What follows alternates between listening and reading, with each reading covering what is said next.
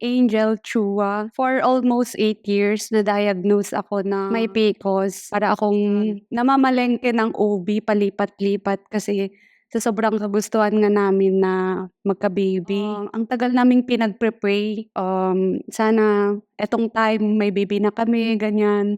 So, every time na nagmi-miss ako ng menstruation, positive na, eto na yung time na binigay ni Lord. Biglang wala, balik na naman sa OB. Ganon yung routine namin na mag-asawa. Nung last na OB ko, na-diagnose ako na may black fallopian tube. Hindi daw ako magkakaanak through natural. 2019, maoperahan ako. Pero before nung operation ko, bigla na lang akong tinawagan ng OB ko na pwede bang ulitin natin yung test sa ibang doktor. May nagba-Bible study na din sa akin nun. Nag-pray kami na hindi matuloy yung operation, ganyan. So, nung inulit yung HSG ko sa ibang doktor, dun nalaman na hindi na pala siya black. So, hindi natuloy yung operation ko. Kaya sobrang yun, sabi ko, eto na Lord, magkaka-baby na talaga ako kasi binigay mo na tong unang miracle. Nag-undergo ako ng procedure, artificially, karoon ng baby. Sad to say, yung lumalaking egg, hindi siya nabuo. Sobrang na-depress ako that time. Patuloy pa rin akong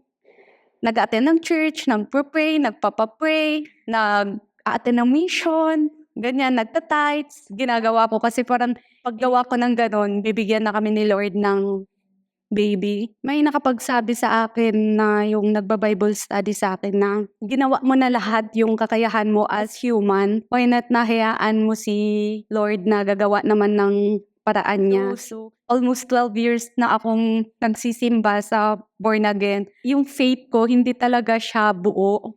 2022 na, in-invite ako ni Pastora Sebi na mag-attend ng out of respect sa kanya. Pumayag ako na mag-attend. Sabi niya, Jel, mag-attend ka ng gusto ko, matutukan ka na mag-grow. So, nung first na pagpunta ko sa Wisdom Church Manila is September 2022. Habang nag-preach si Pastora Celeste, doon ko nakita yung hinahanap ko na matagal na tanong kung bakit yung mga prayers ko hindi siya answered despite nung ang tagal-tagal ko na nagpo-pray. May mga blessing blocker pala sa buhay ko. Ini-internalize ko yung mga preaching ni Pastora. Sabi ko, nag-decide na din ako na baguhin ko na yung attitude ko na huwag na akong basta-basta mag-oo sa mga sinasabi ng mga tao. Although may medical, si Lord pa rin yung may final say sa lahat ng bagay. Ito na may anxiety, may fear, may doubt. Ito na ang pinapakita ng result. Pero ikaw, Lord, ang may final say. Dapat